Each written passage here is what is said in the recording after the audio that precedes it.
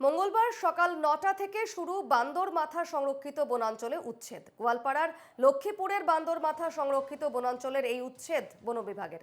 বনাঞ্চলের ১১৮.02 হেক্টর বন জমির প্রায় ৫৫ হেক্টর জমিতে জবরদখল করে বসতি করেছিল ২ শতাধিক পরিবার এবং এই উচ্ছেদ অভিযানে ব্যবহার হচ্ছে বেশ কয়েকটি এক্সকাভেটর।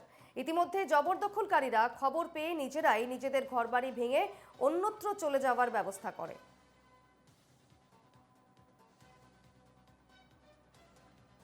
বান্দরমাথা সংরক্ষিত বনাঞ্চলে উচ্ছেদ অভিযান চালিয়েছে বন বিভাগ এবং এই উচ্ছেদ চালাতে আনা হয়েছে বেশ কয়েকটি এক্সকাভেটর।